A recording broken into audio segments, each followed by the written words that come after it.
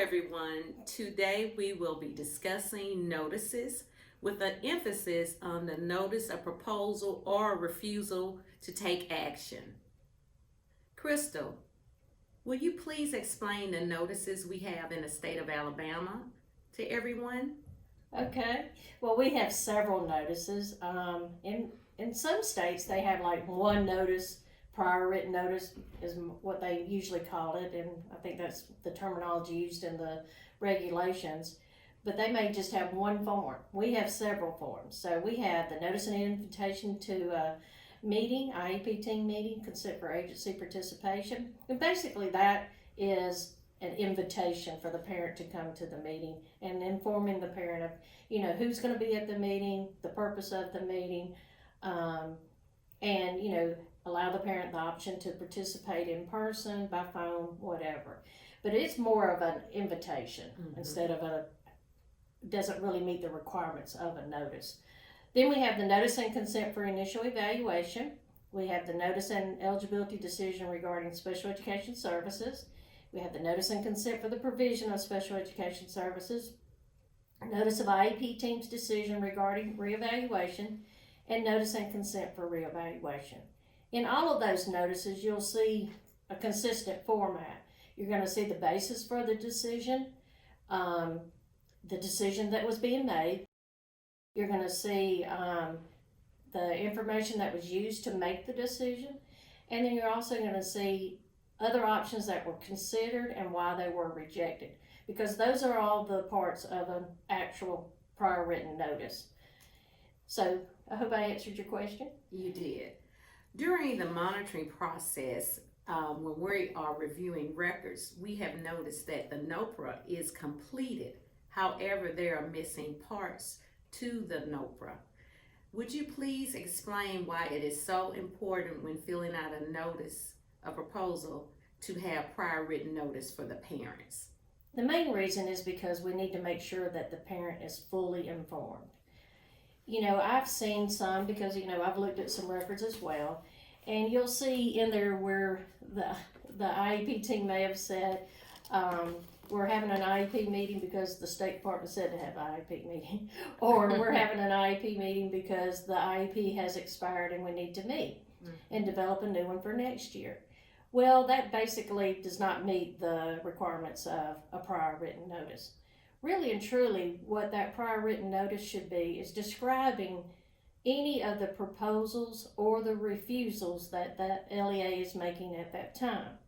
Your IEP, when you complete that IEP, it's a document that documents the decisions being made at that meeting. But it doesn't describe like what other options were considered, why they were rejected. And those are the things that should be in a notice. And we're not saying to write a book or anything, but at the same time, you do need to be able to talk about each of those decisions that are being proposed or refused and explain, what it is and what you use to get to that decision. A lot of times it's parent input. The parent may have requested an evaluation. They may want a physical therapist to come in and do the evaluation of their child. Well, as an IEP team, y'all may have decided that that is not necessary. That's the information you put on the notice, is that we decided not to evaluate the child in the area of physical therapy. The basis for the decision was, as a team, we looked at the data, determined that there was no need to do an evaluation of physical therapy. You could talk about all the information you used to make that decision, and then what other things did you use to, did you consider and reject? Like, well, we thought about, just doing some little activities in the classroom instead of doing a whole physical therapy evaluation, those kinds of things.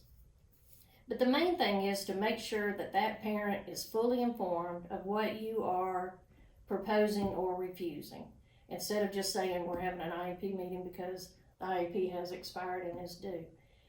The parent has a right to be part of any decision where you're looking at changing or refusing to change the identification, the evaluation, the placement, or the provision of FAPE for that child.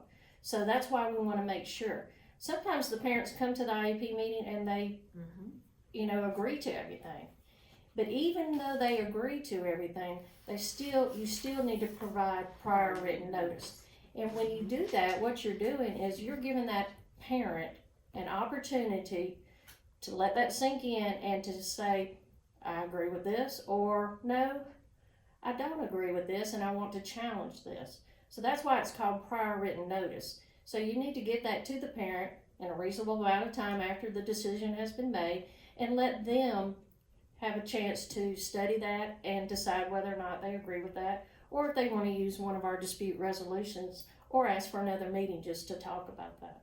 You mentioned that there are specific elements. You also mentioned that some people are putting that because we needed an IEP meeting, or I was told to do this and that.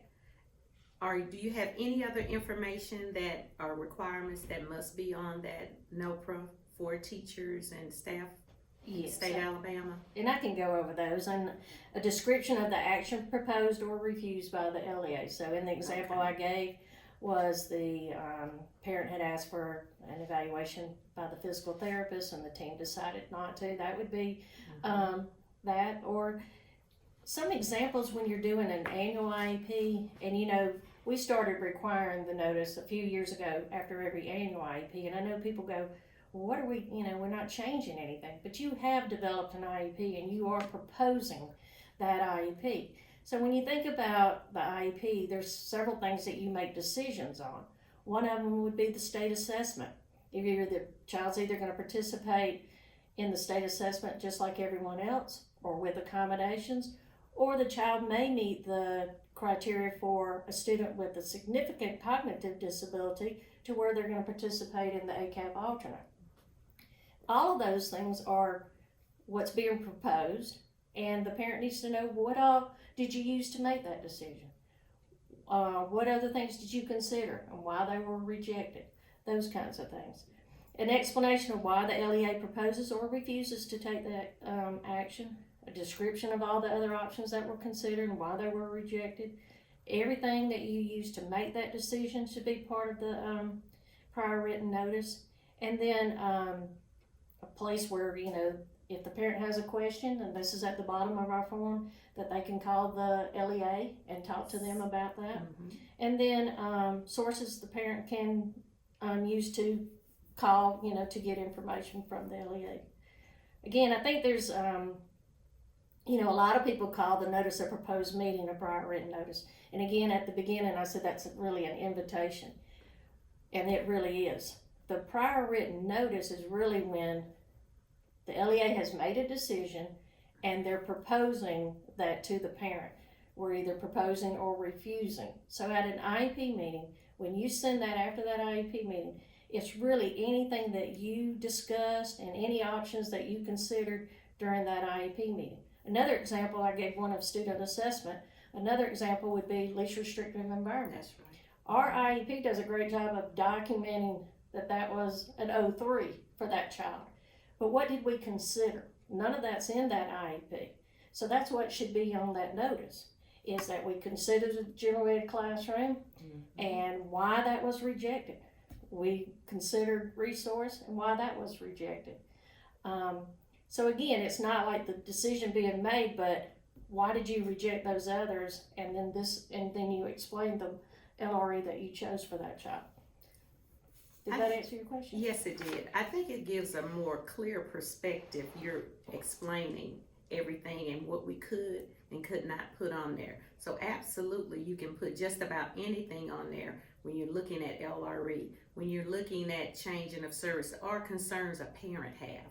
So it's like a catch-all for a lot of different things to summarize and talk about the continuum of services from the least restrictive to the most highly restrictive services for a child. Absolutely. Another option would be, or thing that you could use it for, is transportation. Yes. Did you consider regular transportation first? Regular transportation with a seatbelt or whatever, and then if you had to have a transportation contract. Special transportation contract. So that's right. There's a lot of things that are discussed and considered ESY Yes. at that IEP meeting that needs to be explained. A lot of systems keep minutes of the meeting. It's really just a summary of those minutes that It really could go is. into your prior written notice, your notice of proposal or refusal to take action. Great. I want to tell you thank you. You've made this process very clear for everyone, and we really appreciate everything today. Thanks again. You're welcome.